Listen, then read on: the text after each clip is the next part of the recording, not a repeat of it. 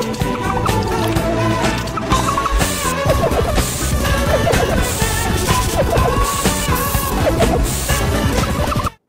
yun na. Try natin.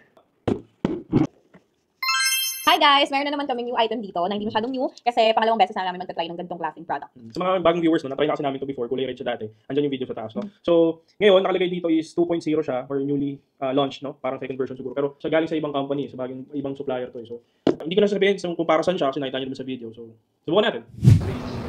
Okay guys, so testing natin itong product na to. Una, basahin ko muna kasi sa video basa.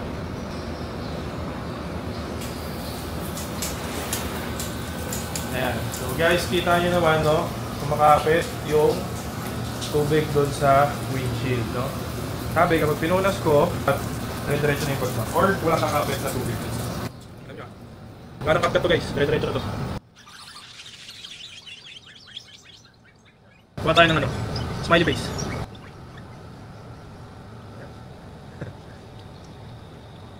Ano? So, subukan naman naman. Gano'ng pagkat?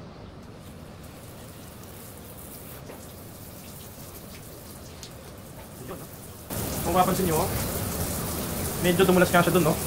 Ayan, no? Kaya na kasi makapit talaga eh. Ay, parang may bakat na ng smiley. Hindi ko pa alam, no, kung effective or what. Pero, effective dyan, no? Sa dalawang bilog, kita nyo? Ayos, ah. Wait lang, ah. Try natin ulit. Effective siya dito ng dalawa, kita nyo? Effective, no? Magdagdag tayo. Ayan. Lahat na to.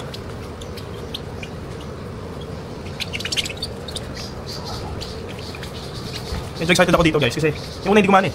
Pero parang ito, nakita diba may dalawang bilog na ito. Check natin. Uy, okay. Guys, okay. Okay siya guys. Ganda ng product na to. Grabe okay siya. Karoy-karin natin yung item na gumagana. Sa ganitong basing ano to. Kumbaga yung oil film para sa windshield. Nakakatuwa. Kaya. Okay guys, kita nyo naman no. Halos kita nyo yung manibela ko. Ang ganda ng product kasi kita mo dun sa loob, sa kabila, kapit na kapit yung tubig, no? Dito, halos kita mo na yung logo. Grabe talagang tayong kapit nung dumulas lalo yung windshield. Ayan, so effective yung product guys. Okay.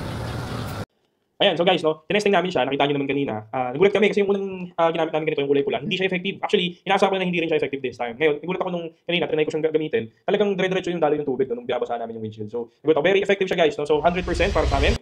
Bye! Guys, thanks sa panonood. Hindi na namin kayo pahihirapan. I'm sure mag-PM kayo kung saan namin nabili. So lahat ng products na nasa buy list namin is nasa bio namin.